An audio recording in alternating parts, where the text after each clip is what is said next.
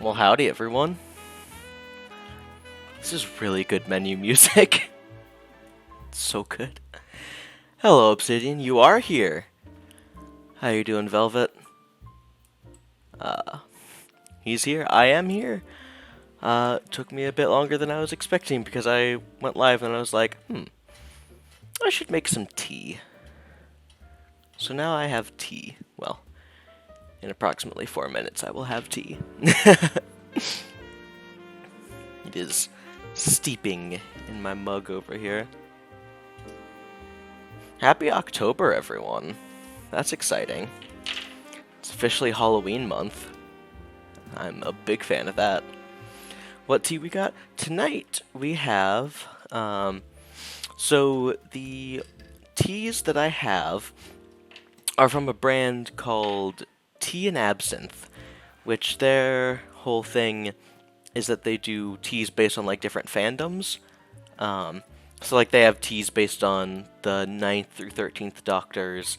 They have teas based on the Four Nations from Avatar. Is this episode going to be spooky? Probably not. I don't know what's going to happen in the game. So this tea is called Applejack.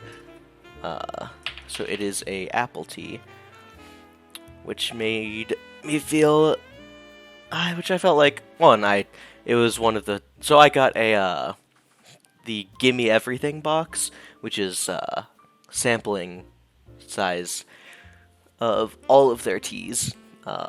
So this is one that I had open, and, needed to finish up what I had. There's been a murder? Okay. Well, that's true. There was a murder. But we figured out who did that one. Yes, and then I decided it was a good fall tea, so I have my, I guess we do have a little spooky. I have my skull mug. Still quite warm. And I find this tea is best with a spot of milk added. And I didn't want to add the milk until after the tea had steeped, and I didn't want to make you guys wait too long.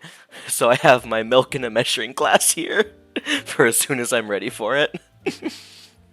My Little Pony tea. Yep, I don't remember if they actually have many My Little Pony ones. But that's what this one was.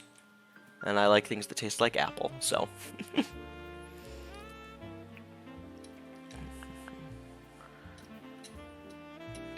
Let's see how this is. It's very hot.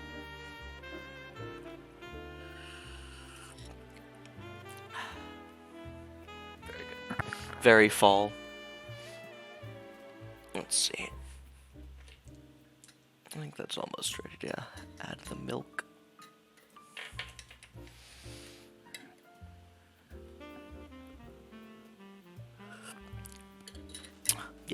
Yeah, I think that's ready for milk.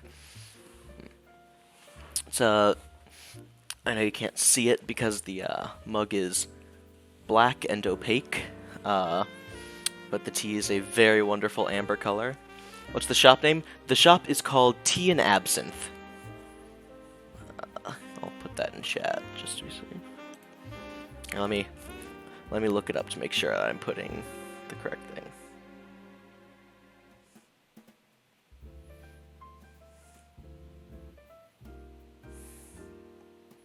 Okay, yep. If we don't reach the follower goal, do we die? No comment.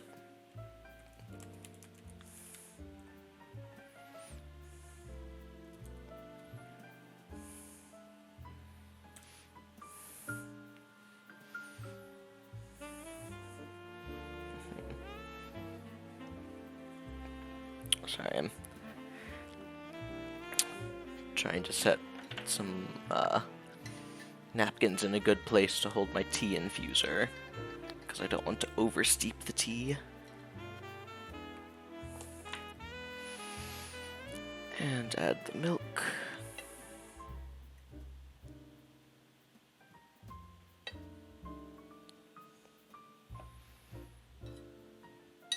So fun to watch milk get added to tea. And just the color changes so abruptly. Is it the tea infuser? Why, yes, it's a wonderful Polyhedral dice tea infuser that a certain friend made for me. It is the only tea infuser that I use. My everything sample box of tea came with a bunch of disposable tea bags, and I was like, thank you, but I won't be needing those.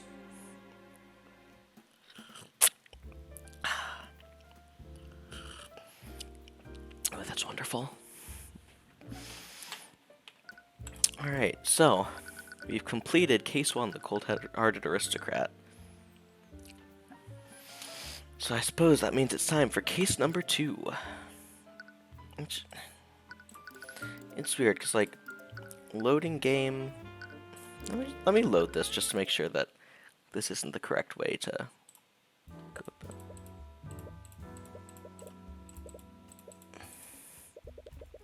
Oh, no, this is before... Oh. And that was the wrong button. Okay, so...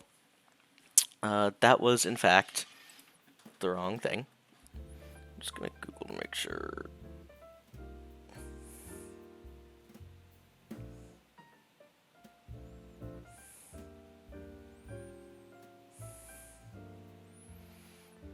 Okay, well... I don't believe there's anything that would, like, things that would be different based on how you go in Case 1, so I think we just start with Episode 2. That friend is crying. That friend is a very good friend. See, I need to not just do British for everyone, even though it's really easy to do British for everyone. I'm not going anywhere until I see her. I'm sorry, Wallace, but she's already passed. There was nothing more they could have done. How? This academy teaches the best mages in the kingdom. Are you telling me they couldn't do anything? Her condition was much worse than we thought. The kingdom's magic isn't advanced enough to treat something like this. Lucio Steelwind can rain meteors from the sky.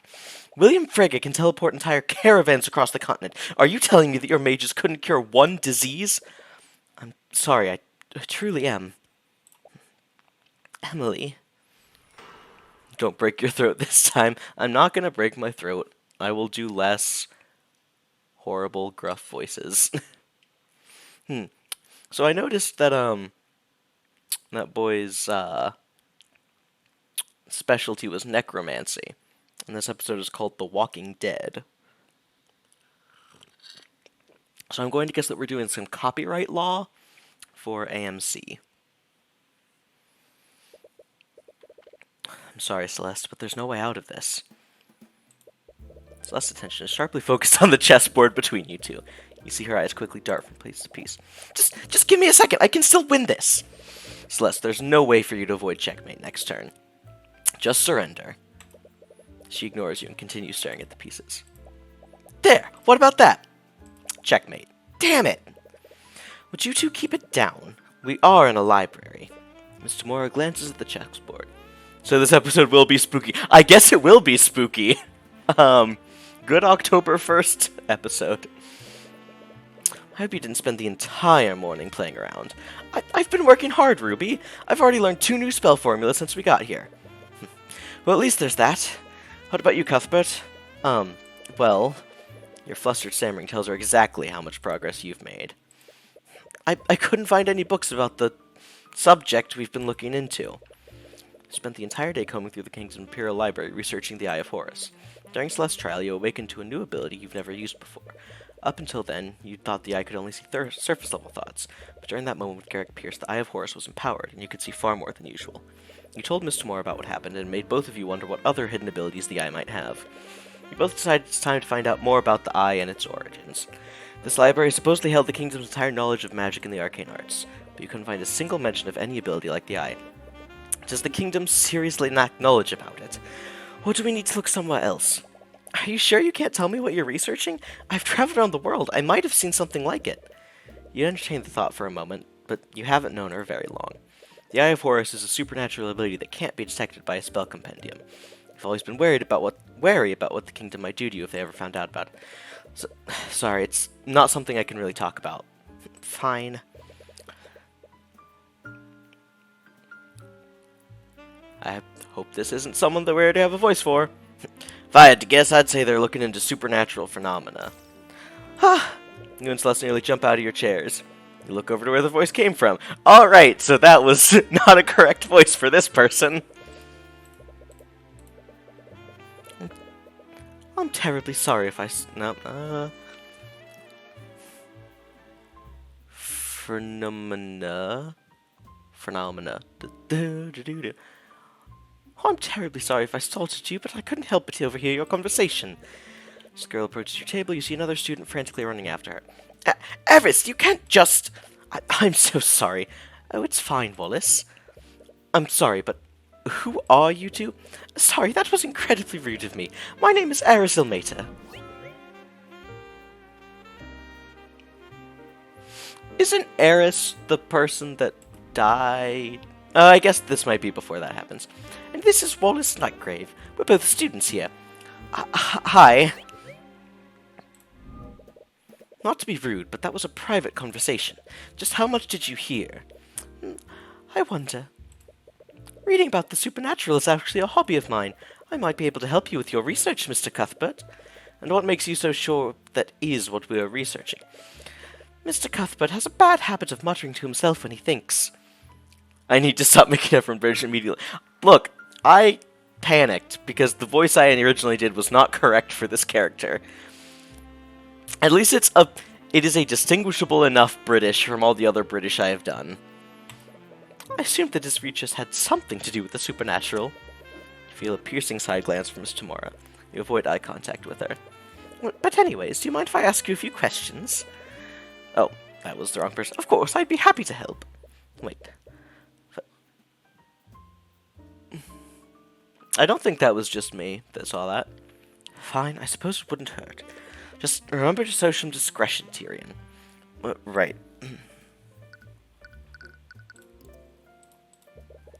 Globe of the world. I've been to most of those places. You should come with me next time, Tyrion. It's a nice thought. Maybe you can travel with her when you're less busy. A holy text of some sort. The Church of Bahamut. Full of books for educational purposes. You've been combing through these books all morning. It's a table for students to sit at. You've been sitting here with Celeste all morning. Okay, I think that's everything. So, you two are students at the Imperial Academy. Yes, I'm currently studying illusion magic. Illusions, that's the kind of magic that lets you turn invisible, right? Technically, yes, but few mages ever reach a level high enough for that. I'm a bit embarrassed to admit that I'm not able to cast invisibility. That's still pretty cool. What about you, Wallace? Wallace has his own unique field of study. Surprised. It's probably not your place to pry. Everyone's talking about you two. Really? It's rare for the school to let any outsiders in. It makes sense, this library isn't exactly open to the public. You're only able to get access to it because of Miss Tamora's connections. We'll only ever get occasional visits from the noble houses, so I was curious as to who was able to break this dull monotony. Well, I'm a mercenary, but now I work as Tyrion's bodyguard. Mercenary? After a trial, it turned out that Celeste was more than capable of affording your services. However, Miss Tamora still proposed a different arrangement. After indicting Garrick Pierce, you painted a large target on your back. With Celeste being a mercenary, Miss Tamora decided to hire her as your bodyguard. She figured you would feel more comfortable around someone you're already friends with. Anyways, I'm a defense attorney. A defense attorney? My apologies, it's just not what I was expecting. What's that supposed to mean? No.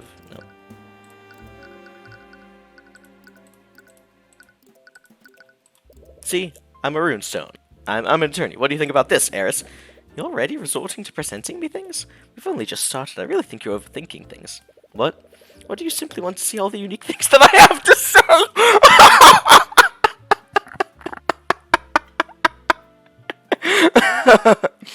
Okay, game devs. I see. I get it, game devs.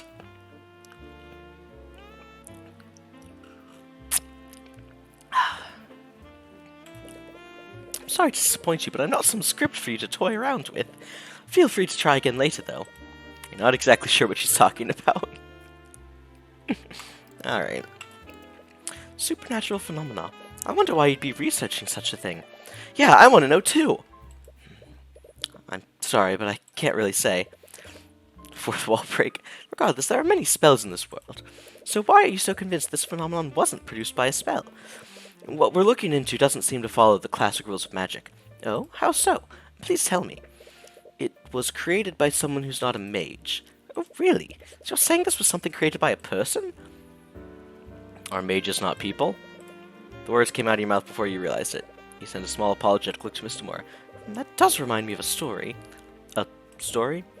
Mr. Cuthbert, do you know the legend about how the kingdom of Wyvern was created? You mean the story about the ancient dragons? The ancient what? The ancient dragon. Does Wyvern have a story about ancient dragons? It's only about one ancient dragon. The Church of Bahamut refers to him as the Scaled Lord. I'm sure you've even heard people mention it before. Legends say the first mages were created centuries ago by him. History lesson. At that time, our kingdom was caught in the middle of a brutal war. With no way to defend themselves, the kingdom was on the brink of destruction. Our people prayed to Bahamut, the god of dragons, for salvation. How many cases are in this game? 5, I think? It's 5 or 6, I forget. And almost as if to answer their prayers, Rathalon, the last Scaled Lord, appeared before them. The Scaled Lord bestowed the gift of magic on a band of heroes who were fighting on the front lines. With their magic, these heroes utterly overtook the kingdom's enemies and single-handedly won the war. It's said these heroes went on to form the noble houses of today. What a load of nonsense. That story is nothing but religious propaganda to prop up the noble houses. Regardless, the significance of this legend is in the Scaled Lord himself. Do you mean Rathalon? Or Rathalion?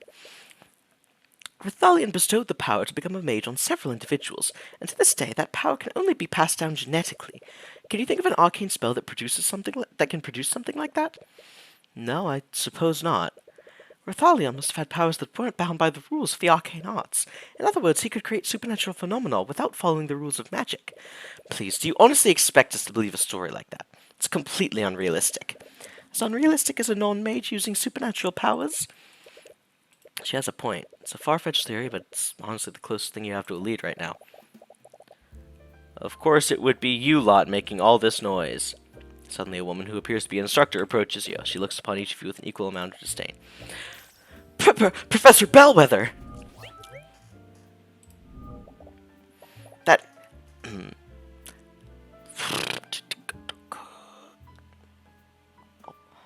That is Professor Bellwether to you. But didn't he just call you... I know letting you rabble into our balls would lead to nothing but trouble. You've even started associating with our malcontents. The headmaster gave us express permission to be here. If you have an issue with that, take it up with him. I'll have you know that I was on my way to do just that. Wallace? Yes? How am I supposed to understand you when you're stuttering? Yes, Professor Bellwether. Straighten out your uniform and fix that awful hair. You look like a street urchin. But I suppose it's unreasonable to expect anything more. And as for you... I'll be on my way.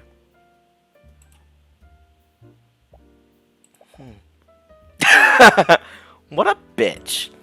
Celeste! Oh, come on, we were all thinking it. Anyways, with that out of the way, shall we begin? What? Why do you keep detecting fear from Celeste? Wallace, you finished this week's assignment, haven't you? Would you mind helping Celeste with her research? I don't know. Now that you mention, I could really use some help finding a specific spell formula. So, real queen, you know your way around here, what? Right, Wallace? Okay. Don't worry, Mr. Moore. I'll be more careful from now on. Please do. I still have some business to take care of here, so I'll leave you all to it.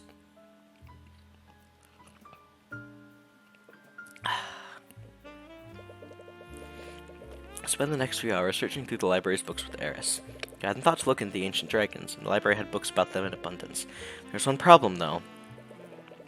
There are a lot of myths and stories about the ancient dragons, but it's pretty difficult to tell fact from fiction with these accounts. It can't be helped. The Church of Bahamut is the dominant religion of our kingdom. We have the bones of dragons displayed in museums, but those bones are the only widely known evidence of the dragon's existence. Except for Rathalion, possibly. I wonder if he's still alive, like you said. I wouldn't be surprised. Despite everything, our kingdom's constitution still includes him in our government. Wait, really? Hello, Galactic.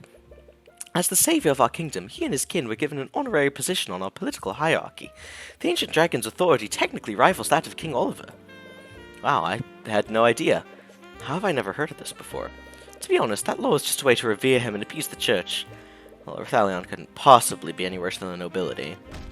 You're so stuck in your own heads that you accidentally bump into a bookshelf. The shelf begins to tip over and you're able to catch it before it fully falls over. But not before several books fall out from their shelves. They hit the ground with a cacophony of thuds. Some students glance in your direction. Be quiet! Sorry. Be quiet! Eris begins giggling. She seems amused by what's happening. Hey, are you okay? I heard a loud... Whoa. Celeste stares at the pile of fallen books. What did you do? Forget that. Just help me clean this up. There's no need for that. Construct, I require assistance. Acknowledged. What?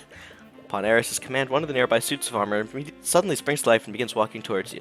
The voice coming out of it sounds human, but it lacks emotion. Why does it sound familiar? Wait, did you do that, Eris? Yes, this is an arcane construct. It's a suit of armor that's animated using artificery. They're designed to carry out various tasks for the students. Interesting. They speak with the voice of Catherine Bellwether. But the voice lines can only be changed by the Academy headmaster. Really? I didn't know anything like that existed.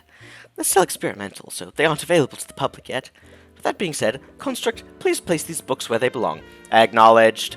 On Eris's command, the Construct begins quickly picking up the books. It moves with inhuman efficiency. After only a few seconds, all the books are back on their shelves. Wow, so they do whatever you tell them to do? But there are some limits to... Construct, tell me that I'm the fairest maiden you've ever seen. Command rejected. Aw, what? Guess they're not allowed to lie. Oh, shit. Came to bully someone, but I don't have the strength, so hoping someone does it for me. Hey, I mean, I just bullied Celeste, so...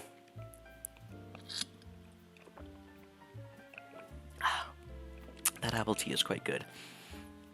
You feel a sharp pain in your side as Celeste quickly jabs you.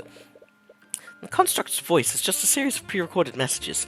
I'm not sure if you noticed, but it uses the voice of Professor Bellwether. Unfortunately, you can't make them say anything other than what's recorded.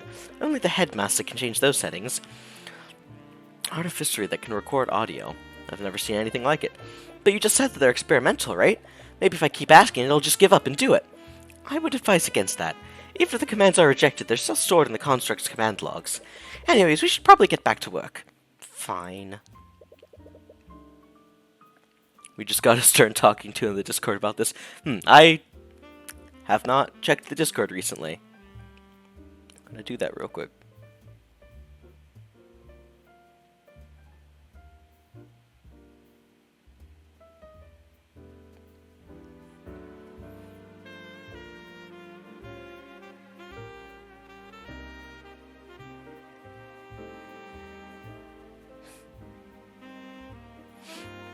You read more about the ancient dragons. Most of the stories read more like fables than actual historical accounts. I don't feel like I'm making any progress. Suddenly, you hear a thunderous, low-pitched sound blare across the room. Sounds like a high-pitched storm with its volume turned up to a natural level. What?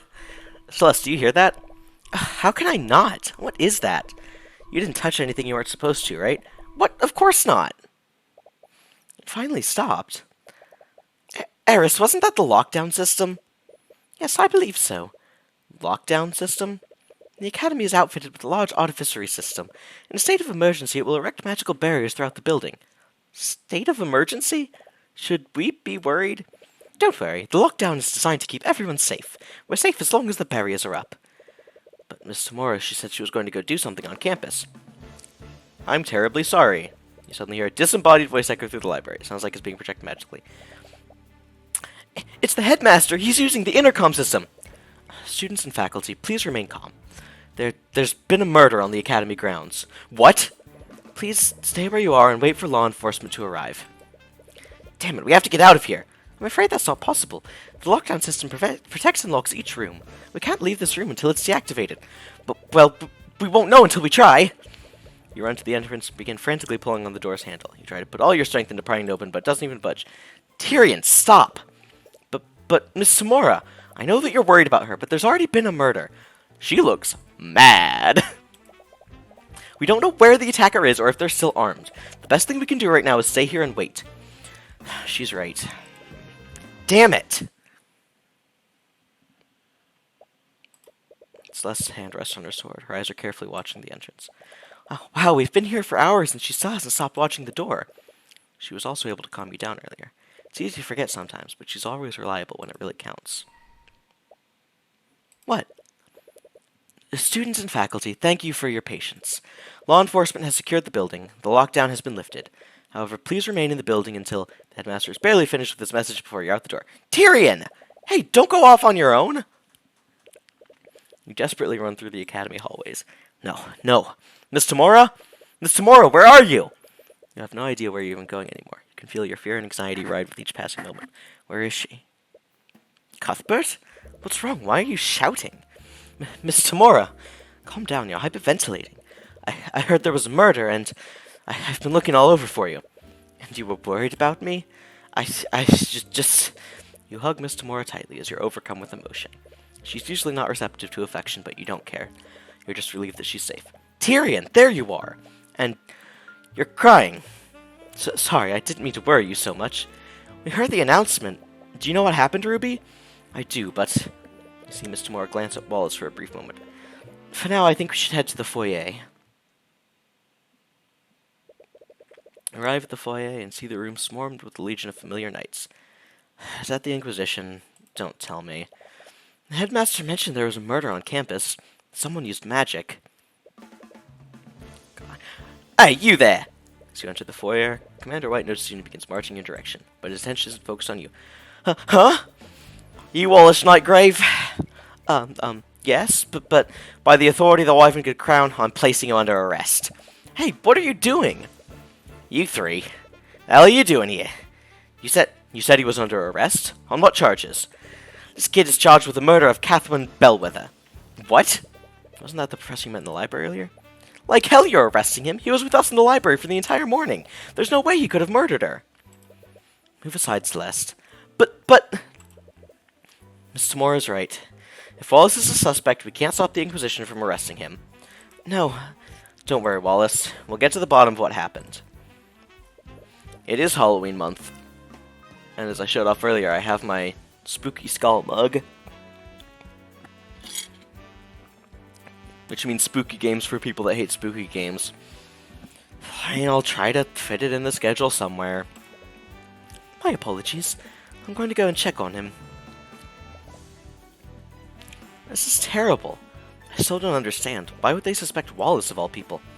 I'm not sure myself. Unlike most magical homicides, the school is filled with plenty of mages. There has to be a long list of suspects. Isn't there anything we can do? I'm gonna go investigate what happened. Cuthbert. Yes? He hasn't accepted you as his attorney yet. You don't even know if you'll be working this case. But I know that he's innocent. I just can't sit here and do nothing. Well, I clearly can't stop you. But please remember that being an attorney is your job. It's not charity work. Don't come crying to me if you run out of gold. Right. Anyways, I still have some business to take care of in the city. Will you two be okay handling this? Yes, we'll take care of this. Good. I'll leave everything to you then. Alright. Let's go, Celeste. Right.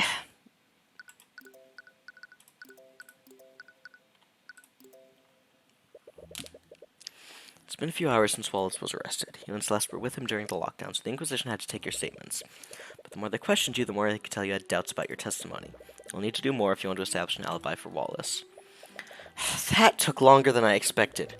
We've already lost a lot of time talking to the Inquisition, but we should be free to roam around now. Where should we go first?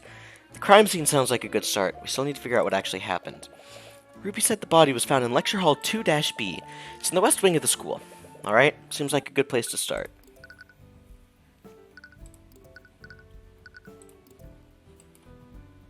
Nothing here. Classroom 2B. Hey, stop right there! As you try to enter the classroom, you're stopped by one of the Inquisition Knights.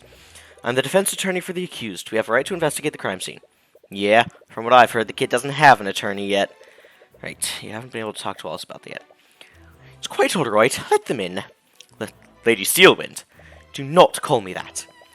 While you two work under me, you will address me as Prosecutor Steelwind. Yes, Prosecutor Sealwind. Great. Ugh, what's that smell?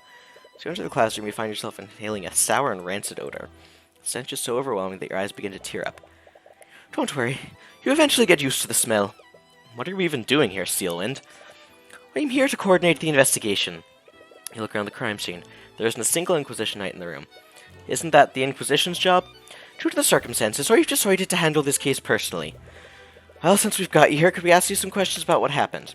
Can I assume you're planning to defend this case? That would make you my opponent. What do I have to gain from helping you? Right. However, I would be willing to answer your questions, but only if you answer some of mine as well. Oh, okay. What could she possibly want to ask you? Alright. Oh, Tyrion, I almost forgot. Since this is our first official case together, I wanted to show you something that I learned. Okay, what is it? Repario Arcanum! What was that? That is the incantation for the Detect Magic spell. Detect Magic? Wait, does that mean... Yep, we can see magical traces while we're examining crime scenes now. Hell yeah! While examining a location, press the Detect Magic button to make magical traces visible. If any magical traces in the location, you'll see a colored overlay. A painting of some sort of musician, some text written below it. Dr. Nicholas Gusseau, inventor of the Arcane Engine. His book revolutionized trade and travel across the seas, well known for not discriminating between common folk and the nobility, judging his assistants based purely on their merit. When he wasn't conducting research within the Imperial Academy, he was known to compose symphonies for the king in his free time. Man of many talents. Just to be safe, hey chat, when I, mutter like that, can you hear me over the game music? Because it might just be my headphones, but the game music seems like it might be a little too loud. Oh, they have books here, too. They appear to be textbooks about alchemy. Huh, lame. This must be where the students sit during lectures. I can't imagine sitting in one place all day. Have you never attended school before? No, we never had a prof for school in Cornhaven. I mainly got my education from books that my parents bought from traveling merchants. What about you? I used to attend a public school in my hometown, but after Miss Tamora adopted me, she handled my education personally.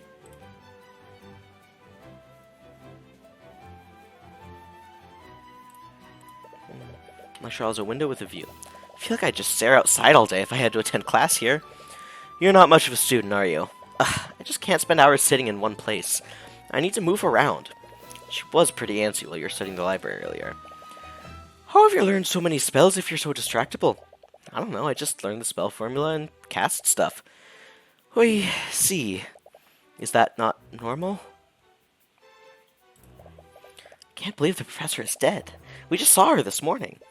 There's a chalk outline around where the body was. It appears that most of this blood came from her abdomen. Is that where the fatal wound was? There's a lot of blood in this puddle, but there's no trail leading to it. There aren't any magical traces anywhere else in the room. I doubt the murderer used magic to clean it. Does that mean the murderer attacked her in this room? Maybe, but it's hard to say for certain.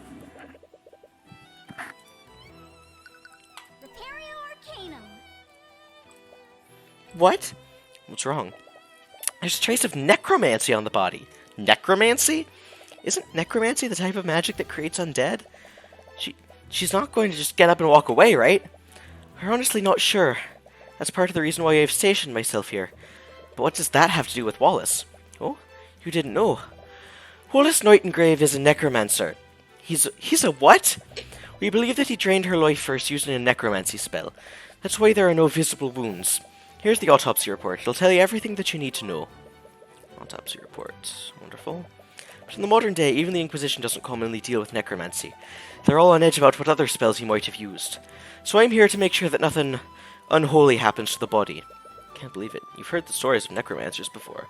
But why would Wallace be studying something like that? But even if Wallace is a necromancer, aren't there plenty of other mages who can cast necromancy spells? This is an academy for mages, after all. No. There are no laws against it, but the knowledge required to learn necromancy is heavily controlled. No one in their right mind would teach necromancy beyond basic healing magic. Frankly, I'm surprised even one student at the school was allowed to learn it. I can see why. But because of this specific piece of evidence, we know he's the murderer. But it's still too convenient. It's the first time you've seen a thought from Steelwind. Normally you can only see thoughts from people who are stressed or excited. You doubt that Miss Steelwind is excited, so it's something causing her to be stressed. Is there something you're not telling us, Steelwind? Because something tells me this case isn't straightforward as you claim it is. If you truly believe that, then why don't you prove it? I can't see any more thoughts from her. She must be subconsciously guarding her mind now. She's clearly hiding something.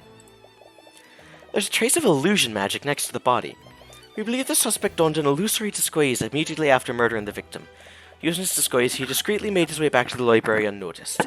Assuming Wallace isn't the murderer, the real killer must have used a similar disguise, which means no one would have seen them leave this classroom. It'll be harder to find any witnesses that saw the perpetrator. Questions, Russ. McCoy, it's my understanding that you were adopted. Would you happen to know who your birth parents are? Hey, isn't that too personal of a question? You agreed to answer my questions, didn't you? But I didn't think you meant... It's fine, Tyrion. I'm fine with answering if it helps Wallace. I don't know who my birth parents are. I've never tried looking for them. Well, you see, if we recall correctly, your spell compendium only contained one spell. Considering your upbringing, how did you learn Mage Blade in the first place? I bought a scroll from Merchant a few years ago. It had Mage Blade spell formula on it. But I know more than one spell now. I actually just learned a few new spells today. I'm sorry, spells? As in plural? How long did it take you to learn these spells? A few hours, I think. Just learn multiple spell formulas within a few hours? We see. Well, I think that's all I need to ask for now. Okay? She's sharing information about the investigation for that? Why is she so interested in Celeste all of a sudden? How's it smell? I can't take it anymore. That smell is driving me crazy. What is that? From what I understand, there was a bit of an accident a few days ago. Happened during one of the classes the headmaster was teaching. He misread the instructions for an alchemy experiment, and as a result he accidentally produced this rancid-smelling vapor. Vapor? It's not poisonous, is it? Of course not. We wouldn't be standing here if it were. It's just extremely unpleasant to the senses. Oh, classroom smell. And the murder. Do you know what happened here, Steelwind? It all began when the City Watch received a call from the Academy. Supposedly there was an attack on campus grounds and the entire building was put on lockdown. The City Watch set up a perimeter around the building while they waited for the system to deactivate. Couldn't the Academy have let them in once the scene was secure? I'm not sure about the specifics, but supposedly the lockdown can't be shut down manually. You'll have to ask one of the Academy's admins if you want to know more. Anyways, you two were also present during the lockdown. Am I correct? Did either of you see anything suspicious? No, but we actually met the professor that morning. She was still alive then. Well, you see, that does match with the accounts from other witnesses. Do you have any idea where she went after she left the library? The headmaster gave us express permission to be here. If you have an issue with that, then take it up with him. I'll have you know I was on my way to do just that. She said she was going to meet with the headmaster. He also mentioned that when I questioned him. She attended the meeting as planned. If the headmaster met with Bellwether, you'll probably want to speak with him next. She must have found her way into the classroom afterward. Would you happen to have a map of the Academy? I do. I have extra copies if you'd like one. What is it? There's only one direct path from the headmaster's office to this lecture hall. But I wonder if she took any detours. Wonderful. How was the body discovered? Do you know how the body was discovered? 2 members of the kitchen staff spotted her collapse inside this classroom. They reported the situation to the campus admin while they attempted to save her life, but it was too late. The professor had already passed away by the time many healers arrived. Those 2 staff members, who were they? I believe their names were Valentina and Valerie Iannis. They're apparently sisters. Orion was the one who collected their statements. Did you notice anything off about their behavior? From what he said, they had quite a few quirks, but nothing too suspicious. Quirks? Told me they were running and spinning around him during questioning. What does that mean? We have no idea. Perhaps they were still on edge after finding their co-worker murdered. I'll definitely want to speak with those staff members. Why is Wallace this way? I've already told the Inquisition this, but Wallace was with us the entire time. He couldn't have committed the murder. Yeah, he has a perfect alibi. Strong maybe, but his alibi is far from perfect. Miss McCoy has told us that. There was a small time period where she wasn't with him. What? Right, it was when I came to check on you after you knocked over that shelf. I got a little lost on my way back to Wallace. But still, we only lost each other for a few minutes. Maybe, but unless his alibi is airtight, the evidence in this room proves it wasn't. The evidence in this room proves that it was him. What do you mean? It'd be easier to explain that once you examine it yourself. Okay. Oh, the necromancy, right. Alright. Can I talk to Wallace here yet? Don't see Wallace anywhere. Because she's probably still questioning. We should come back later.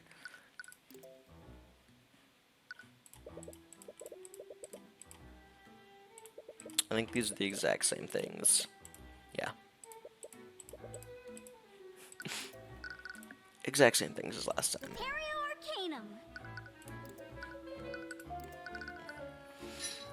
Hello? I didn't have milk for my mac and cheese, so I just used a lot of butter. I hope this is not horrid. I'm pretty sure that's just like a normal thing to do. Stuff and cheese. Apologies for looking. I'm finishing up homework on which no apologies needed, Velvet. Get your work done.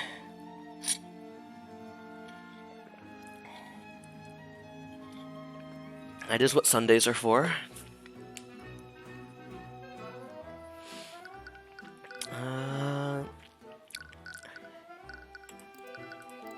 Check out the foyer, I guess. Professor of the magical tool. I'm just gonna skip through some of these because I don't think they're... Also, I'm just popping by to say have a good stream. Thanks, Zick. Vibe well. Solve good mysteries. Hey, I'm not here to solve the mysteries. I'm just here to prove innocence. One of the last pseudo-dragons. Statue. Inventor of artificery. Although, the expense of owning artificery percent their barrier. That expression on the statue kind of looks like he doesn't want to be here, even though the statue is huge. He does give off that attitude, doesn't he?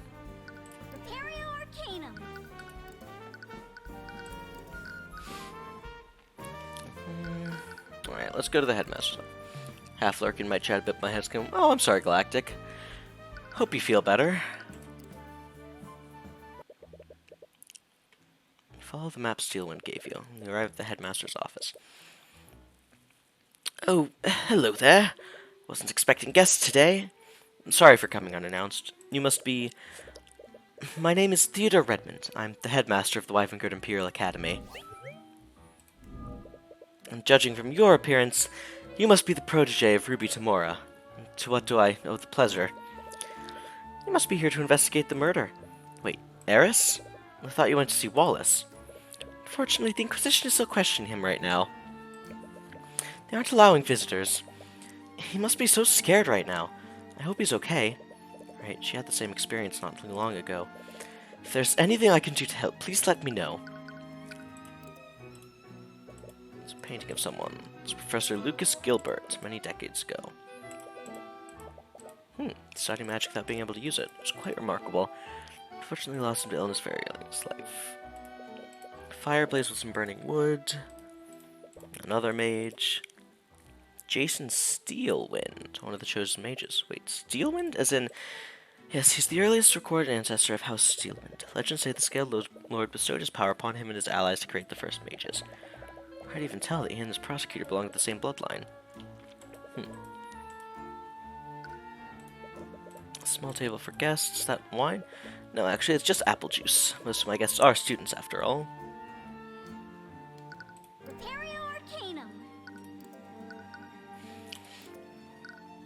The murder. This is terrible. To think that one of my prized students would be accused of murder. We heard your voice on the intercom when the lockdown happened. Are you the one who triggered it? Yes, I activated it when I received a call from one of the staff.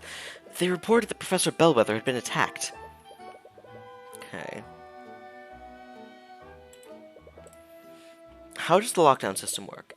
It's an artificery network that covers the entire academy. In the event of an emergency, I can activate it using this stone. Glowing stone. You can hear the hum of magical energy. Once activated, the system creates magical barriers throughout the building. It's designed to contain and protect each room of the building. Could a powerful mage breach any of these barriers? I doubt it. The barriers can withstand a great amount of force. They even block mages from teleporting through them. Once activated, even I can't turn it off for an hour. Okay. Wallace.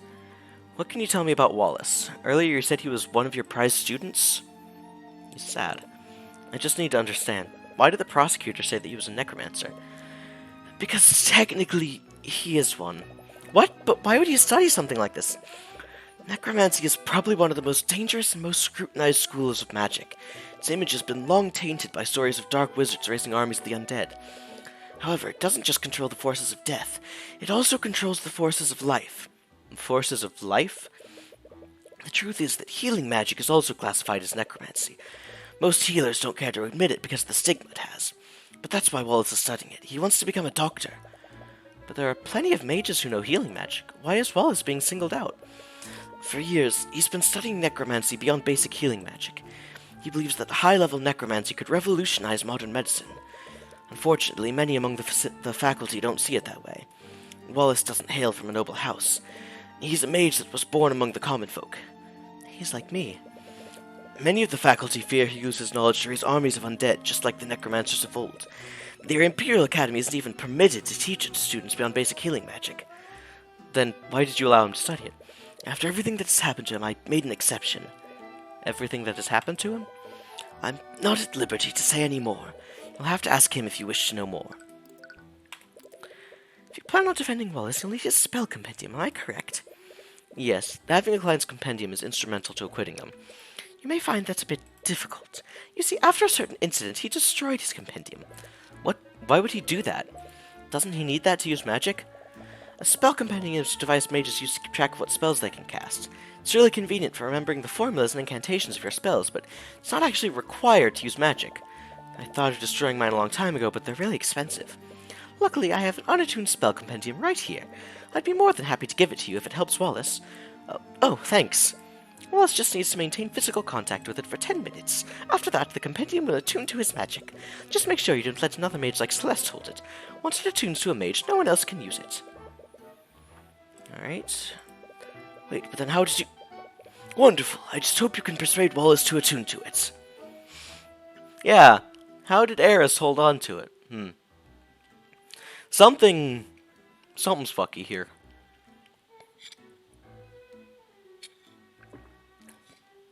Methinks Wallace may have brought, not Celeste, Eris back from the dead. Catherine. What can you tell me about Catherine Bellwether? That was a whole mess of emotions. She was rather unpleasant to work with. Can you think of any enemies she might have had? I might as well list everyone who attended the school. Eris. It's best to be blunt with these sorts of things. As you saw yesterday, she had a pretty abrasive attitude toward the students. Many people in the school did not care for her. Maybe she wasn't the nicest person. But would that really be enough to motivate someone to murder her? She'd often target and harass students, especially those who were from the common folk. She even made a habit of expelling those students for minor infractions. For commoners, magic can be our ticket out of poverty. I can't imagine how it feels to have that opportunity unfairly taken from you. She put much pressure on those students. Some of them even left the academy of their own volition. They couldn't handle her constant verbal abuse. Even then, would that really be enough motive to commit murder? Did the video glitch when it switched to the headmaster? No, that's what I've been saying, Obsidian. That glitch seems to happen every time someone starts questioning whenever someone starts asking questions about Eris, it glitches and then suddenly there's a new thing. The human psyche is a fragile thing. It's astounding what someone might do when pushed far enough. What about her relationship with the faculty? In some cases, it was worse than it was with the students. She'd often treat the staff like her personal students. I've received many complaints from them about her behavior. Sorry if this sounds rude, but why didn't you just fire her if she was such a big problem? She's used her position to curry favor with the noble houses over the years. As you can imagine, the Academy's board is controlled by the nobility. If I ever tried to remove her, they would probably support her over me. Anything else? The meeting. I heard you had a meeting scheduled with Professor Bellwether this morning. What time was this, and when did the meeting end? Our meeting was scheduled for noon. She arrived on time, and our meeting lasted until 1 p.m. Did anything seem off about her to you? No, she seemed to be her usual self. Fear. If you don't mind me asking, what was the purpose of your meeting? We met to discuss routine administrative matters. Despite our personal disagreements, we knew to stay civil when discussing professional affairs. But to be perfectly honest, it did always feel like I was treading on eggshells when speaking with her. But you were her superior, weren't you? Didn't she respect your authority? We had many arguments about how I was managing the academy. She was very vocal about her distaste for the common folk students. She was difficult, to say the least. Okay. And let's talk to the people down here. Hello? Is anyone there? Gotta think of a voice. Be right there. Sorry, but the cafeteria is closed right now. Actually, we're here to investigate the murder. Where 2 members of the kitchen staff discovered the body. Oh, that would be me. I'm Valentina Abrams. How about the other person? Do you know where they are right now? Oh, that would be my sister, Valerie. But I think she's somewhere else on campus right now. If you're visitors nights, we've already told them everything we know. Actually, we're investigating separately from them. I wanted to ask some questions about what you saw. Sure. Gonna have to remember those details again. Sniper armor scare off. You should learn before. Okay. Well, to start, can you tell us about how you and your sister discovered the body? Right. My sister and I were walking in the hallway from the kitchen to the west exit. We spotted the professor in a nearby classroom. She was lying on the floor and bleeding. I don't even know what this accent is. It's like halfway between French and German. Used an emergency communication device to call for help. While I was doing that, my sister tried to wake her up. That would imply that Valerie thought she could be resuscitated. Did she know if the professor was alive or not? We're not sure, but she wasn't responding at all.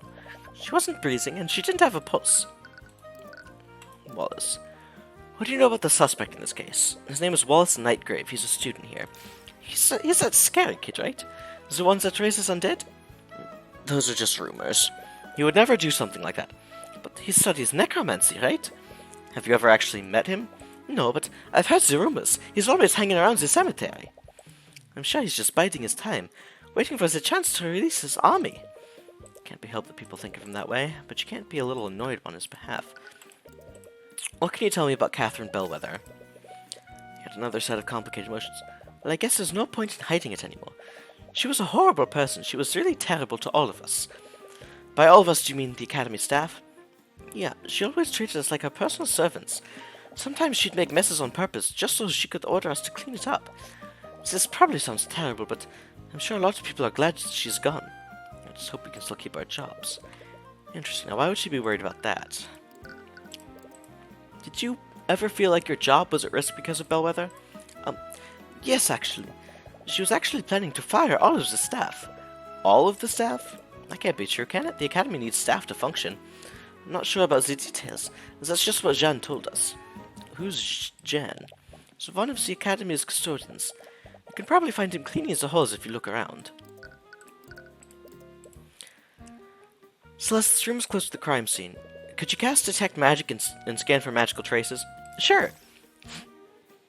Did you just say scan for magical traces? Oh, I'll just get out of your way then. Wow, she just bolted out of the room. What was that about? Commonly used ingredients. Set of pots. Rack of cooking implements. Valentinos use these to cook for the students. Plates for the meals. Large sack of produce. Some wine. For professors. A plate of bread. They probably serve these as sides to the entrees. Don't get any ideas too. What? Remember when we went to that fancy restaurant? You just kept ordering breadsticks and butter. My cat is jealous of you. Grumpy, I'm watching the stream instead of petting him. So, Obsidian. I'm no expert, but I think you can do both? Maybe not. The bread is free. I might as well take advantage of it. You know eating that many carbs isn't good for you. Yeah. Barrel of some sort of drink. It's probably not lotus juice, Celeste.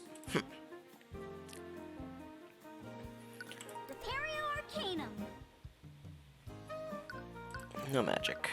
Alright. Hallway. Spot Valentine again. She's talking to someone in a blue-collar uniform. Could he be the custodian you mentioned? Jean, where have you been? You still haven't fixed the plumbing in the kitchen sinks. Ugh, someone just died. Can't we take the day off for once? They're causing trouble for me and Valentina. Oh, apparently that's not Valentina. Please be reasonable. Wait, why is Valentina suddenly speaking in the third person? Oh, hello. Valentina? Oh, my apologies. I can see why you're so confused. I'm not Valentina. I'm her sister, Valerie. Valerie. Are you trying to trick us or something? You look exactly the same. I remember reading about something like this before. You two are identical twins, aren't you? You're both genetically identical to each other. Yes, we are. Wait, this means that she was the one who discussed the body alongside Valentina. Since we have you here, do you mind if I ask you some questions about what happened? I'm terribly sorry, but I've already spent a lot of time looking for Jeanne here. I'm really behind on my work, but Jeanne was also nearby when we discovered the body. I'm sure he can answer your questions. Before you have a chance to object, Valerie quickly walks away. But wait, do you want me to go after her? My cat does that. She'll push the phone out of my hand, too. Watching it on my phone. I'm pretty sure I can catch up to her. No, we don't want to scare those two more than we already have. Anyways, Valeria said that John was around when the murder happened. Maybe he saw something. John, was it? Do you mind if we ask you some questions about what happened? Really? Well, whatever. At least I have an excuse to take a break now.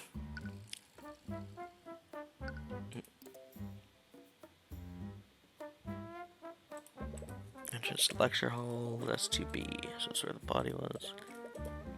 2H. 2F. Storage closet.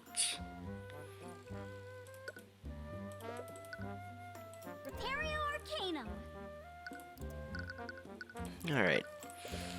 So, John, are you part of the staff here? Yep, I'm a janitor. I clean, and I do odd jobs here and there. Ugh. Apparently that's all I have to say about that. Valerie mentioned that you were close to Lecture Hall 2B before they found Bellwether. What were you doing when the twins discovered the body? I was cleaning the hall. Bellwether knocked over a vase, and there were shards and dirt everywhere. Wait, you saw the professor before the twins arrived? Yeah, like I said, she broke the vase right in this hallway. It's probably 20 or 30 minutes before the twins found the body. You might have been the last person to see her alive. Did you see where she went after breaking the vase? Yeah, I think she went into that room over there. Lecture hall was found. Did you see anyone else enter the lecture hall? Honestly, not sure. I was more worried about cleaning the mess she made. Well, custodian's belt covers cover the text box, so it just looks like he's wearing PJs. Yeah. Did you know something off about her? She was in a pretty bad mood. Honestly, that's pretty normal for her. She was walking real slow. I didn't notice her at first, and she basically shoved me out of her way. After that, she knocked over that vase. I didn't even say anything after that, but she still yelled at me to be quiet. Did you see where she went after that? Not really, but the only thing that direction is Lecture Hall 2B. Can't imagine her going anywhere else. Catherine. What can you tell me about Catherine Bellwether? I'm doing like a tired voice for this guy, and it's legitimately getting me super tired. Or like, it's getting me to yawn.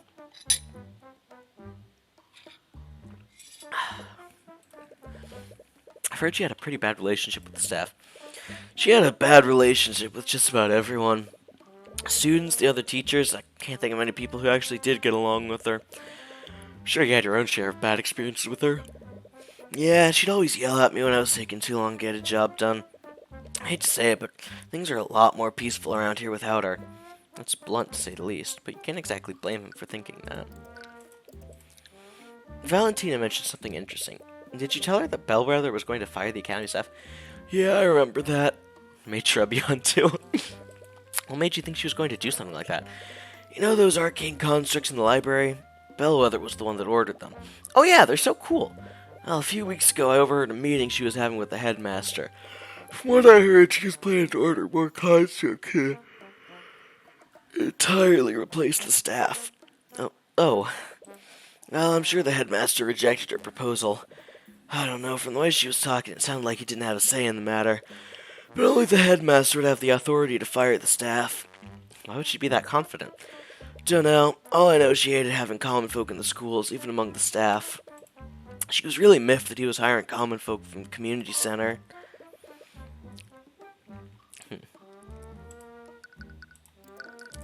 Alright. That's it. Inquisition barracks. Maybe Wallace is ready now. Aha! Wallace. I'm going to mute and blow my nose real quick.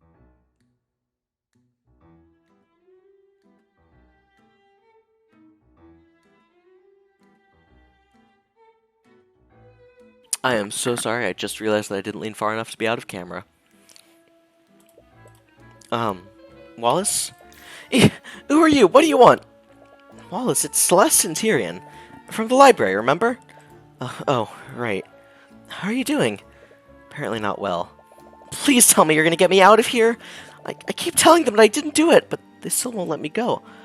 I'm sorry, Wallace, but they found traces of necromancy magic on the body.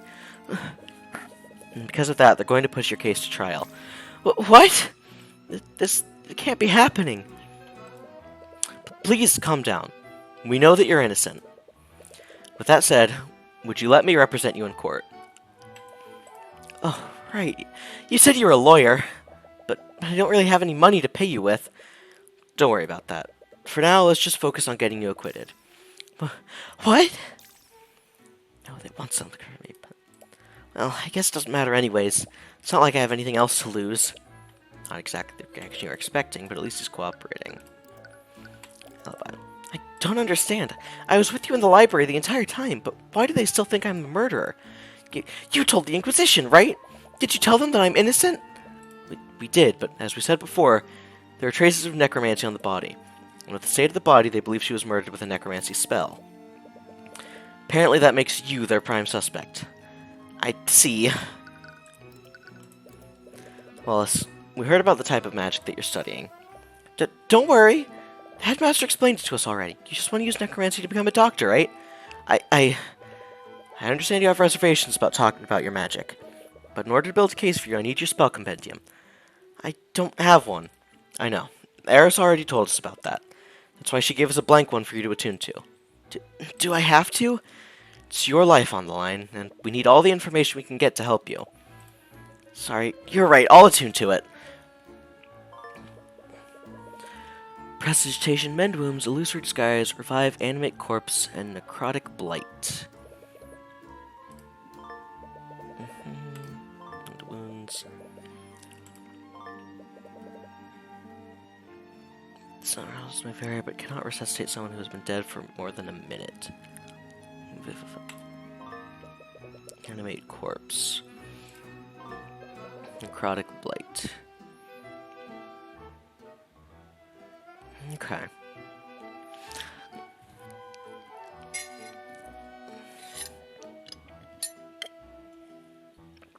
So, here's my working theory. The janitor said she was really tired, so I feel like maybe there was already something, like a spell that was draining her. So the prosecution is probably going to attempt to claim that it was this spell, but this causes instant death, so that couldn't be it. I understand the reason why he's studying this type of magic. But the spells in this compendium are still pretty gruesome. It's a little terrifying that spells like this even exist. Sorry, I know I was being difficult. A long time ago, I showed my compendium to someone I trusted. After she saw my necromancy spells, she told everyone in the academy. That's also when Professor Bellwether started coming after me. Sorry, that must have been hard for you. But at least you had Eris. Yeah, I did.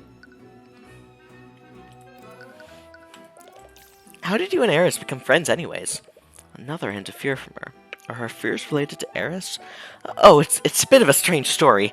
Sometimes the other students would steal the ID number off my locker, and then they'd switch it with the one on another locker. They thought it was funny whenever the owner got angry with me. Eris had a bit of a reputation around our school. Not sure why, but everyone was scared of her, even the students from the nobility. It was probably due to some baseless rumors. One day, someone switched my nameplate with hers. I was so scared when she approached me, I couldn't even say anything.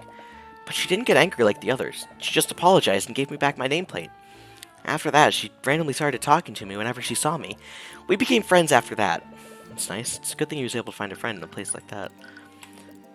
So I have to ask, if it's caused you so much trouble, why are you still studying necromancy? I want to use it to become a doctor. The headmaster told us the same thing, but you could have just stopped after learning the healing spells. Why are you learning spells that can steal people's life force and raise undead? Life and death are two sides of the same coin. That's the key principle behind necromancy. The first undead was actually a failed attempt to resurrect a human using magic. Wow, I never knew that. Right now, basic necromancy can only heal injuries and wounds, but it can't do anything for diseases or deformities. If I could just keep studying, I know I could create a new type of necromancy, one that can cure diseases and save lives. He wants to cure diseases. Did something happen to him to motivate him that much? I think I can already guess the answer to this question, but how is your relationship with Catherine Bellwether? It's exactly what you'd expect. After word got out about what I was studying, Professor Bellwether would always target me. She'd start yelling at me for the smallest mistakes. She'd do that to some of the other students too, and she'd focus on the ones that were poor like me. That's terrible. I'd wake up each day dreading the possibility that she'd notice me in the hallways. I knew how to avoid her and stay out of her way, but sometimes she'd just come looking for me. I can't believe that after everything she did, she's just gone. You must have mixed emotions about what happened. I honestly don't know how I feel about it. To be honest, I always wished she would just disappear.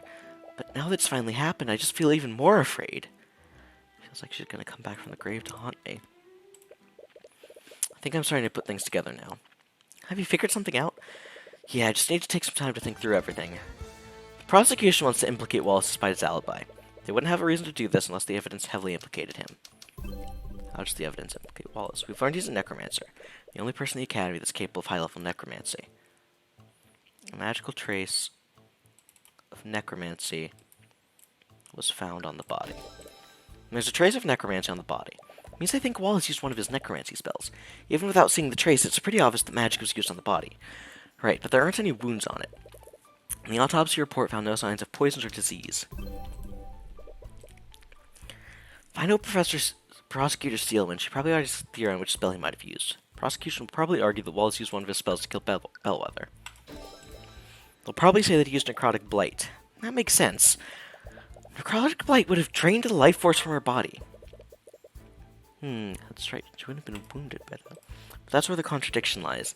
Let's suppose that Wallace did kill Bellwether using Necrotic Blight. There's something at the crime scene that wouldn't be there if that were true.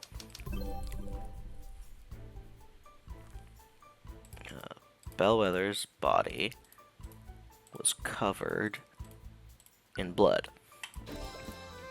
Necrotic Blight is a spell that doesn't inflict any visible wounds. There shouldn't have been any blood on the body. But then what really happened? That's the last piece. If I had to guess, the information we need is being hidden by one of the witnesses who discovered the body. Valentina. She's definitely hiding something. Did you notice how she reacted when I asked you to scan the room? Yeah, she ran away. She didn't even try to be subtle about it. With the way she reacted, I think she may have been trying to hide herself from your detect magic, which can only mean there's a magical trace on her. I wonder what she's trying to hide. There's only one way to find out. Next time you see her, could you subtly cast detect magic and scan her? Alright, it's been a while since we talked to her. Valerie also mentioned they still had work to do today. She might be back in the Academy's kitchen by now.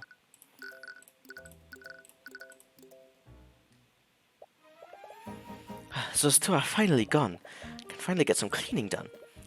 Okay, there she is. Use detect magic to scan her from here. Right. Just don't shout the incantation like you always do. I know that. Alright, here goes. Repario Arcanum. What the? What is it? There's a trace of magic on her. I knew it. Which school of magic is it? It's necromancy. There's a trace of necromancy on her. What? What do we do now?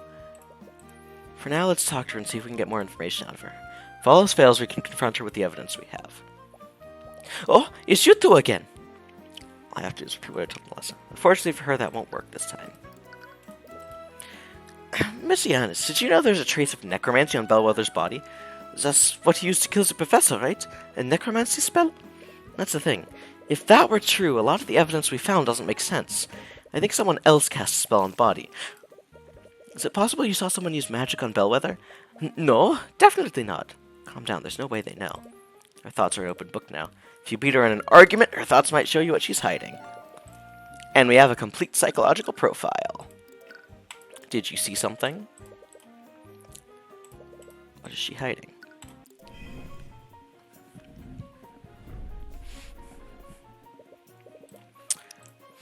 She's more concerned with protecting herself than doing the right thing. She'll continue to hide her secrets unless she thinks that doing so is dangerous for her. She sees Wallace as a villainous necromancer and will not feel pity for him. Miss Yanis, from the very beginning, I felt like you've been hiding something from us. There's something you're not telling us about. What are you talking about? My conscience is clear. I've told you in the nice everything I know. I've got nothing to hide. It's thoughts that claims that contradicts thoughts seen by the eye. Displayed by motion. Miss Yanis, it's clear to anyone how nervous you are. I can practically see the fear you're emanating right now. Just tell us the truth. It'll be a lot easier for the both of us.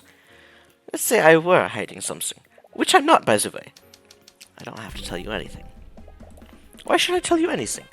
I know my rights.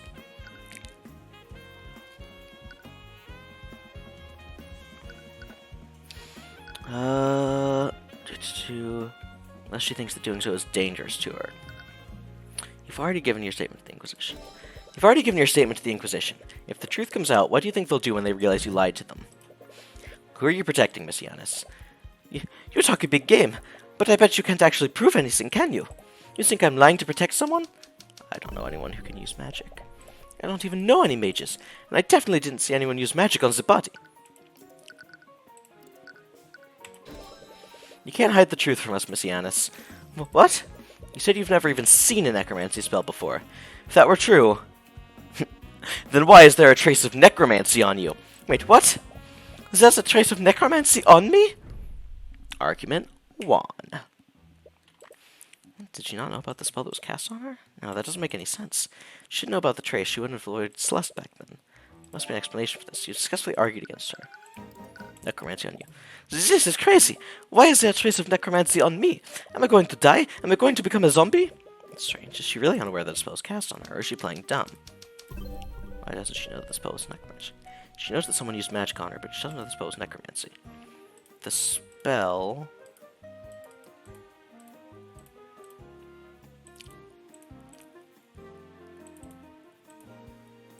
The spell healed her. No, she should have noticed I'm casting a spell on her. She knows about the spell, she just... Oh, sorry, on Valentina.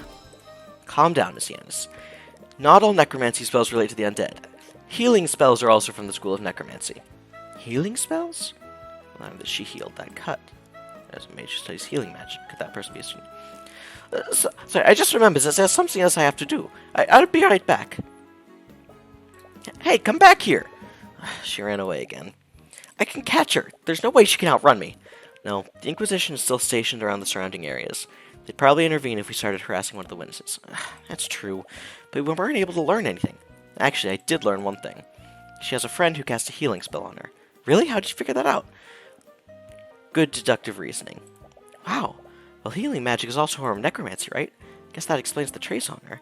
It's a good thing we know Wallace. Otherwise, we might have also thought the necromancer was trying to kill her. Wait a minute. That's it. What? Did you figure something out? This whole time we've been wondering why there's a trace of necromancy on the body. It isn't because someone attacked Bellwether with a necromancy spell. It's because someone used necromancy in an attempt to heal her. Oh, I see. It doesn't matter what type of necromancy spell someone uses. The spell's from the same school of magic with the same type of trace. It's not just that. The body clearly has blood on it. What would happen if someone used a healing spell on a wounded body? It would close all the body's wounds. In other words, it would remove any cuts or bruises. Well, interrogating Valentina may have been a dead end, but it still gave us just what we needed to win this case. I'm not so sure that it was a dead end. What do you mean? It's not that suspicious that she asked someone to heal her if she injured herself. But if it's only that, why would she go through so much trouble to hide it? It's too coincidental. The wounds on the body were healed by an unknown person. And the person who found the body is hiding the identity of the healer. They have to be the same person. I guess that makes sense. So what do we do now? Valentine is definitely onto us. I doubt we'll get a third chance to speak with her. Hopefully what we have now is enough to acquit Wallace. If that doesn't work, you can drag Valentine onto the witness stand and pull the truth out of her. Just hope what she's hiding is enough to acquit Wallace. I demand to know why you're still holding on to my rapier. It's a precious family heirloom and I want it back. It's evidence in the current case. Evidence? The professor was killed with necromancy. Was she, though? Why are you asking me? You're the one who's investigating this. I suppose it doesn't matter. Just know that I will bring the murderer to justice, no matter who it may be. Humph. Let's see. We've been going for an hour and a half. We can keep going for a bit longer. I don't know how long this trial will take. Time for the trial. Deep breaths and relax. Hi, Tyrion. Celeste? Don't sneak up on me like that. Why are you so nervous? It's not as if this is your first time defending someone. I can't help it. There's something about this building that just fills me with anxiety. It's too bad Ruby couldn't make it.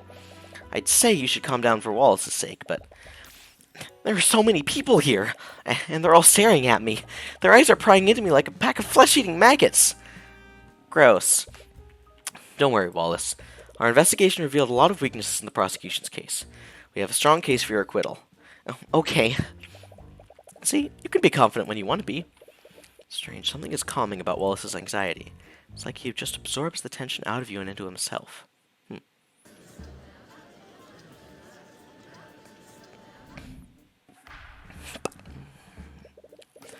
Court is now in session for the trial of Wallace Nightgrave. The prosecution is ready, Your Honor. The defense is also ready. Very well. Let's begin the proceedings. Prosecutor Steelwind, could you please list the charges? The defendant is a student at Wyvern Imperial Academy. Mr. Nightgrave is charged with first-degree murder, negligent misuse of the arcane arts, and illegal practice of advanced necromancy. Necromancy? Do you mean to tell me the defendant is a necromancer? I can't believe it. A necromancer? In this day and age? How could the kingdom have let this happen? Your Honor, I would like to remind the court they should view my client objectively. Of course, but one can easily see it from the list of charges. Necromancy plays a large role in the charges. Indeed, the crime occurred within the academy this morning. The victim was Catherine Bellwether, a professor at the school. Although there were no witnesses, traces of necromancy were detected on the body. Furthermore, the autopsy report shows the victim has no physical wounds. I see. Necromancy is the only type of magic that can harm an individual without physically wounding them. Additionally, the alchemist report shows no signs of poison or disease.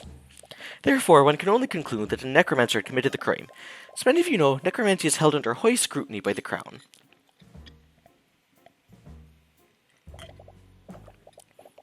Aside from the defendant, no other students were permitted to learn advanced necrotic magic. As such, the defendant was the only mage in the building capable of committing this murder.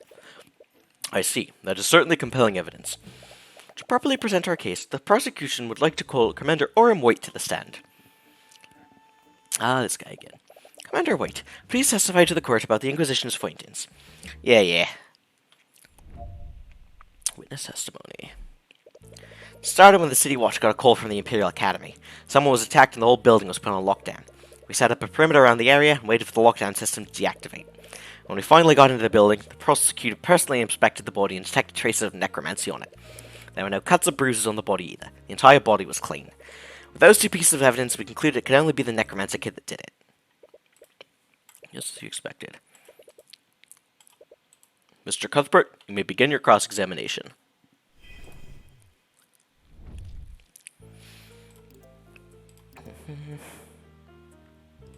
That's true.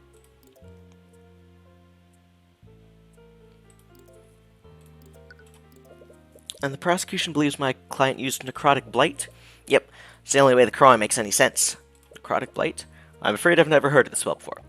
Necrotic blight is a spell that drains the life force from its target.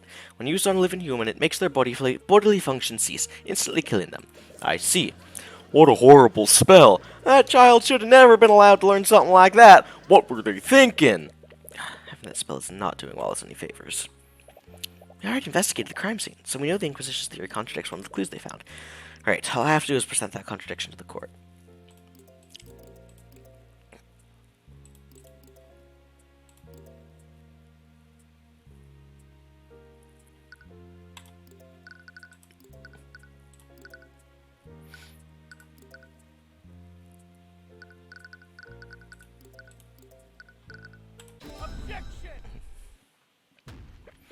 Commander White, it appears you've neglected to mention one key detail of the crime scene.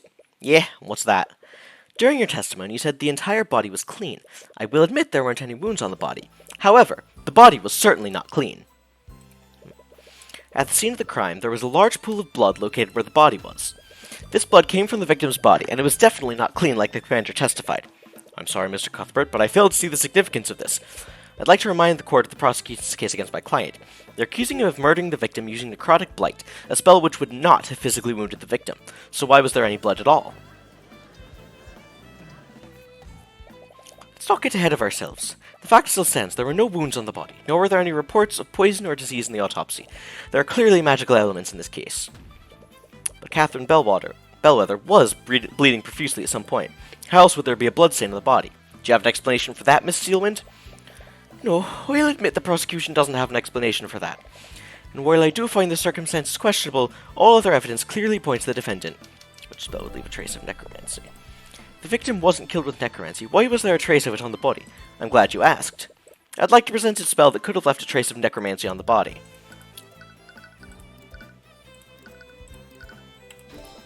Mend wounds. Correct me if I'm wrong, but isn't that a healing spell?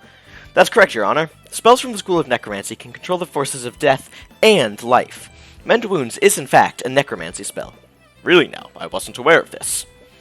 Now, I'd like the court to consider the following. What would happen if Bellwether was wounded and someone attempted to heal her using mend wounds? All of her wounds would disappear from her body. I see. Do you honestly think I'm that incompetent, Mr. Cuthbert? Frankly, I'm a little insulted. What? The Inquisition is well aware of what happens when a mage attempts to save a victim using mend wounds. The healers that arrived at the scene already confirmed the victim was long dead. None of them attempted to heal her. Well, what if someone tried to heal her and didn't report it? Please, none of the healers would have anything to gain by doing so. In fact, as a necromancer, the defendant could have easily carried out the described scenario. He could have cast mend wounds on the victim after murdering her to confound the investigation. At the end of the day, the burden of proof is on you, but if you could first find out who healed the body, the case is yours. Whoever the healer is, Valentina definitely knows her. Your Honor, I will admit that I don't have any evidence to support my theory. However, I do believe we can bring it to light. There may have been two people that witnessed someone cast magic on the body. Valentina and Valerie Yanis, the sisters who discovered the body. It's just nonsense. We've already questioned these two witnesses extensively. If they had witnessed something like that, it would have come up in their testimony. If that's true, then you have nothing to lose by hearing their testimonies. Very well. If you're so confident, let's hear the witness's testimony. It seems the prosecution has no objections. However, if this line of questioning leads nowhere, I will see no reason to further prolong this trial. Do you understand, Mr. Cuthbert? Of course, Your Honor. Crap, it's that guy from before. Is he the necromancer's lawyer? This could work in your favor. Witness, please state your name and occupation for the court. My name? Witness, there's no need to be so nervous. We merely want to hear about what you saw on the day of the murder. Right, it's just that guy over there, You mean Mr. Cuthbert? Did this man harass you, witness? Wait a minute. Yeah. Alright, I forgot that she has a voice. Super harassed me. How shameful. I would expect a member of our justice system to behave more professionally. Oh, shut up. Anyway, please state your name and occupation for the court, Miss Yanis. Just calm down, he can't prevent me. My name is Valentina Yanis. I'm a member of the kitchen staff at the Vivengard Imperial Academy. So I recall you were one of the witnesses who discovered the body. Apparently, the defense finds your involvement suspect. Rest assured, Miss Yanis. In this courtroom, you'll be protected from Mr. Cuthbert's harassment. Ugh. Now, please testify to the court what happened that day. Yeah. Witness testimony. I was walking with my sister in the West Wing when we noticed something in a nearby classroom. We looked over to see what it was. That's when we saw Miss Bellwether bleeding on the ground. My sister tried best to help her, but the professor had already lost a lot of blood. When my sister did that, I used an emergency communication device to call for help. But it was too late. By the time her bleeding stopped, she'd already lost too much blood. If your theory is true, that means she just lied in her testimony. She's definitely holding something back. She saw more than she's letting on.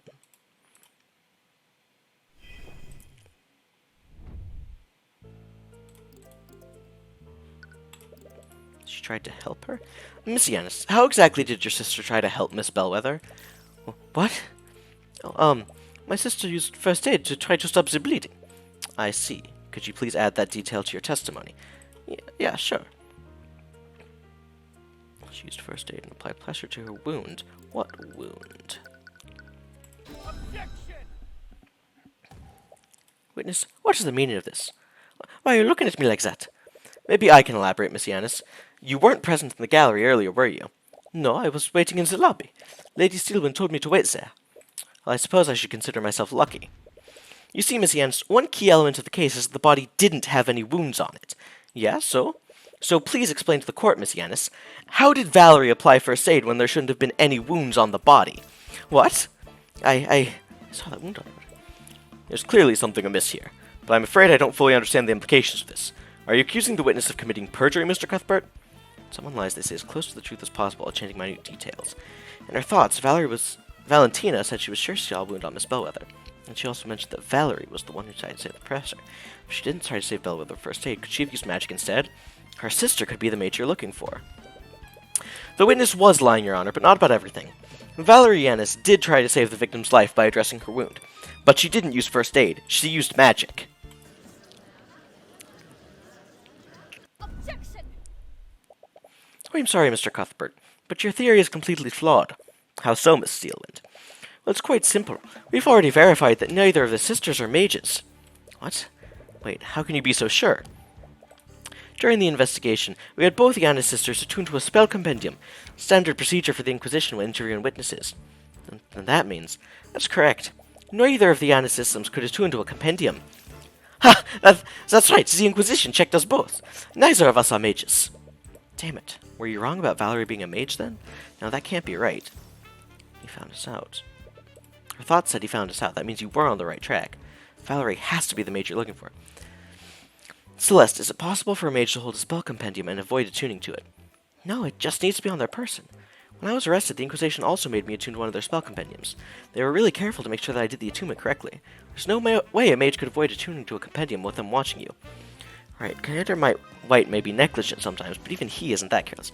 Know if you've done, or I do believe you've exhausted all your options. Wait, I'm still not done cross-examining this witness. What could you possibly hope to glean from her testimony? She should be stressed enough not to see more of her thoughts, but you can't exactly say you're planning to read her mind. There's one key element of her testimony the court is overlooking. I have a right as an attorney to complete my cross-examination.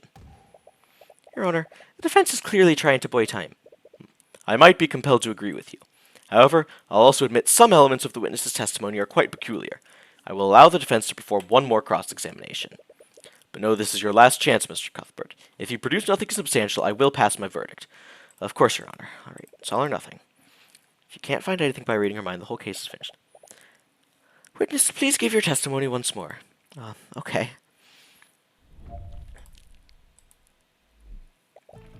Like I said, my sister and I saw Miss Bellwether was bleeding on the ground. I was suddenly surprised when I saw her like that. We rushed over to her. Now that you mention it, I don't know if I saw any wounds on her. I can't go back on that now, I just need to play dumb. But I definitely saw blood. My sister tried to save her, but she didn't use any magic. Neither of us is a mage. Both of us held the book the knights gave us. I was caught off guard, they almost found out. So the commander was watching us the whole time. He can confirm it. What are we going to do? I have pretty hard proof Valerie isn't a mage. Valerie is the mage we're looking for, I'm sure of it. I'm just not sure why they felt they needed to lie to the Inquisition. More importantly, how did they trick the Inquisition?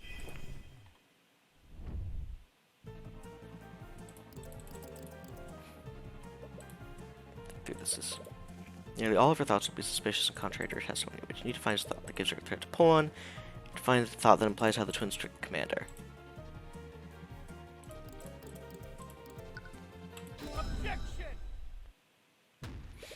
Miss Yanis, your thoughts betray you. What? You found the thought. They must have done something, but what?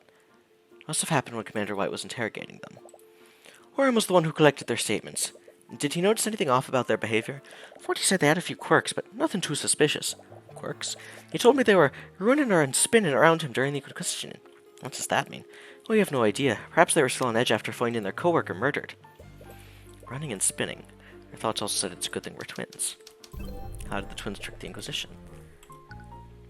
Valentina switched places with Valerie. Of course, they switched places. Valentina attuned to the first spell compendium, and she pretended to be Valerie to attune to the second one. Commander White couldn't tell the difference between. Miss Yanis, there's something I want to confirm.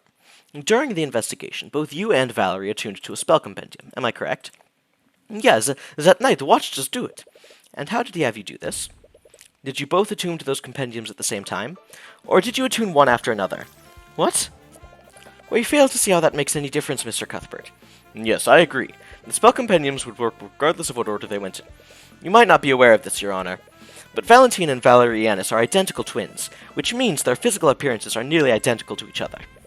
If Commander White didn't have them attuned at the same time, what would stop the twins from switching places with each other? Objection. This is clearly nothing but baseless conjecture. Orm wouldn't fail at such a basic task. Really, Prosecutor Steelwind? Do you find it hard to believe that Commander White would fail at a task like this? Wait a minute, this is crazy. We didn't trick the Inquisition. My sister and I are not mages. Then prove it, Miss Yanis. Bring in your sister, and we'll have you attune to 2 spell compendiums at the same time. No, wait!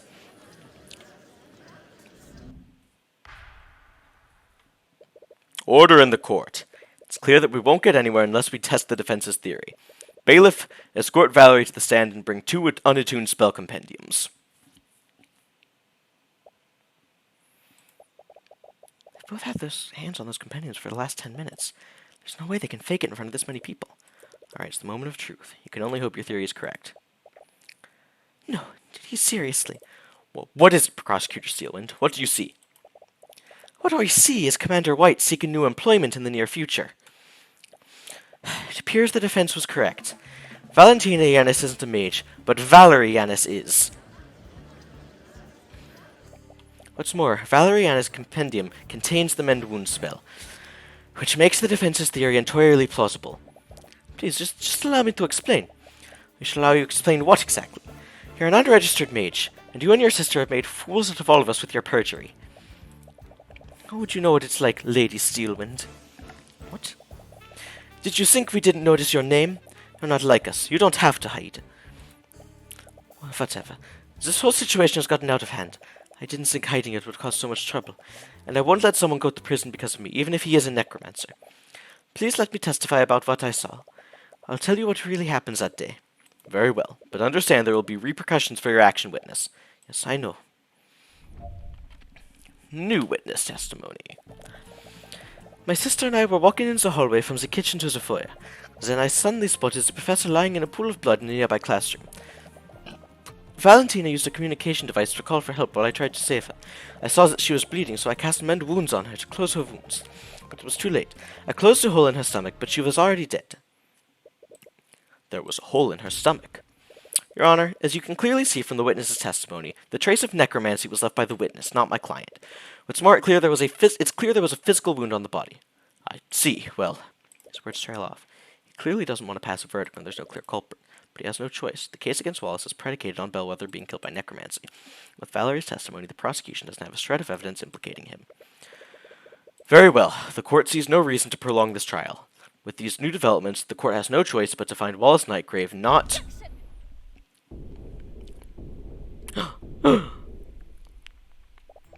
I believe the court is ignoring one key detail of the witness's testimony. What would that be, Miss Steelwind? Let's re-examine the witness's testimony. Communications. Saw that she was bleeding, so I cast my wounds. It was too late. The communication device that Valentina used logs the time of day during each use. From this log, we know that Valentina used the device at 3:04 p.m. This was an hour after the time of death. Where are you going with this? Mr. Cuthbert, there was a witness who saw the victim before the body was found. Jean Hughes.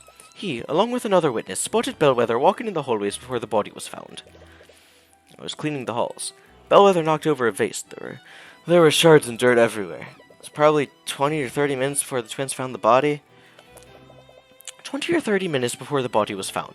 Do you see the discrepancy, Mr. Cuthbert? Wait, that can't be right. Bellwether died more than an hour before the body was found. So how did Jen see her an hour after her death? Oh, I wonder, Mr. Cuthbert. How could one make a dead body move and walk around? No, you can't mean. There was more than one piece of evidence that pointed to a necromancer committing the crime. The defendant murdered the victim and used necromancy to animate her corpse. Just checked my phone. As of 22 minutes ago, teach us good night and have a good stream. Wow, imagine going to bed at 22 minutes ago.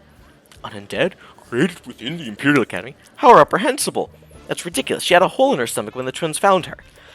John Hughes would have noticed that. Animate corpse stops the flow of blood, so he wouldn't have tracked blood anywhere. The defendant is also proficient with illusion magic. He could have easily used an illusion spell to hide the undead Bellwether's wounds. But another party could have easily used illusion magic to disguise themselves as the victim. If that were true, how did they move the body to the classroom? Miss Steelwind, if your theory is true, it would mean the murder occurred elsewhere. Would the Inquisition happen to know where?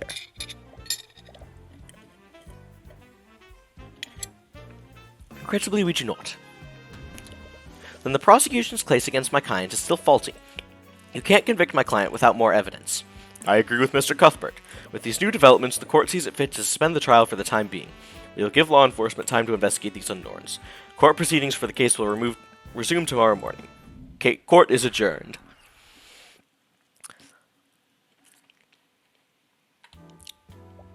Hey, are you feeling okay? The body is seen moving around an hour after death. Clearly wasn't Bellwether. At the very least, she wasn't alive when this happened. So what was it? Tyrion? There's illusion magic involved. There has to be. But which spell was it? Could it have been illusory disguise? Tyrion! What? You've been quiet since the trial ended. You were making me worried. Sorry, I was thinking about what Steelwind said. You mean about her theory? It's a little creepy when you think about it. Do you really think someone turned the professor into an undead? I don't think so. The prosecution's case is hinged on one clear fact, that Wallace was the only high-level necromancer nearby. We have to assume he's the only person capable of using that type of magic. But then, how is she walking around? I don't know. It doesn't make any sense. It's a given that Wallace didn't touch the body, so we can discount the use of high-level necromancy. No matter what, someone used an illusion. But aren't there spells that can create freestanding illusions, not just disguises? I honestly don't know. We'd need to talk to someone who knows about that type of magic. Wait, didn't Eris say that she was studying illusion magic? She might be able to tell us if something like that is possible. Is that really a good idea? What do you mean? What if she's the one who created the illusion? What? You're detecting fear from her again. Celeste, are you scared of Eris? What? No? I saw it this morning, too. You always get really scared when she's around. I thought I was doing a better job of hiding it. Sorry, it's not based on anything real, but for years I've been working as a mercenary. When you do that kind of work, you build up an instinct to sense danger. You kind of have to if you want to stay alive. Addie is also saying good night and have a good rest of the stream. Thank you for streaming tonight. Thanks for stopping by, Velvet. I will probably be finishing this conversation then ending stream, because I don't think we're going to have time to finish this case. Sorry, I never knew. Tyrion, I fought literal monsters and barely escaped with my life. When I'm near Eris, none of these creatures even come close. I get this feeling like it's like I'm in front of a predator that I could never hope to beat. Every instinct I have tells me to run whenever she's close by. Really? But she doesn't seem that dangerous. I know, I think maybe I'm just anxious or something. I should know better than anyone to not judge people by their appearance. Sorry, forget I said anything. If you think we should talk to her, then we should do that. You're not one to discount Celeste's instincts. She's always been reliable, and if Eris is making her scared, that must mean something. But if Eris really is that dangerous, that's all the more reason to talk to her. But aside from that, there was also something else the prosecutor said. But saw the victim before the body was found. Spotted Bellwether. She said along with another witness. That means there was another witness that saw Bellwether walking around. Right, Jan probably isn't the most reliable witness, so talking to the other person might help us figure out what happened. But do you think Steelwind will tell us who that witness was? At this point, we lose anything by trying. In any case, it looks like you have your work cut out for you. So where should you start first? Yes, I would like to save my progress. I don't know why that's a cemetery, but...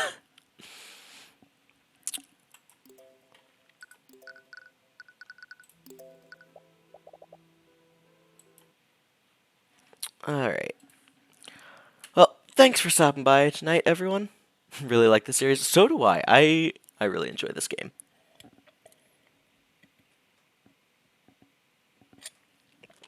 Some assholes are just revving their engine elegy for me. Ugh. Assholes. Well, or they're doing donuts. Yeah, I'm also really enjoying the series. Depending on how this goes, I may have to look into picking up some of the Phoenix Wright games, because I think that could be fun. But anyway, thanks for stopping by, everyone. Hope you all enjoyed the stream as much as I did. If you've been hanging around and stream is over, yeah, we've been going for almost 2 hours, and I don't think I'm going to be able to finish the case in a reasonable amount of time, so I think we're going to have to split this one into 2 streams. So, if you've been hanging around and want to give us a follow, we always really appreciate those. We are trying to get to affiliate right now. You can join our Discord there. We've been having a lot of fun there lately. If you want to catch any of our old streams, you can find those on YouTube there. Just today, I finished getting D-Boss fully caught up on VODs. So I think, besides this exact stream, every stream that's going to be on YouTube is currently on YouTube. I finally have that backlog cleared out. And if you just want to focus more on the funny moments, you can find our Clips channel there, where I try to upload once a day. I don't necessarily get that done every day, but I do my best. So yeah, thanks for stopping by, everyone. Next up on the streaming docket will be D-Boss on Tuesday. Should be a good time. We always have some fun with D-Boss. And then after that is Tiptoe on Thursday, where Frid and I haven't quite decided what we're going to be doing for that yet. So tune in on Thursday to find out, with the triumphant return after 2 weeks off of 2 is better than 1. So thanks for stopping by, everyone. Had a great time. Hope you did too. So with our first stream of Spooky Month, I'll probably try to pop in some bonus streams for Spooky Month. We'll see. But anyway, thanks for hanging out, everyone. And as we say at the end of every Pucas in the Fridge stream, I've I've been trying to actually. I haven't done that for a bit because I've been doing a thing where like I'll lead up to the word that I end stream on instead of doing that full thing. But I think we'll do it tonight. We'll have some fun. As we say at the end of every Pucas in the Fridge stream,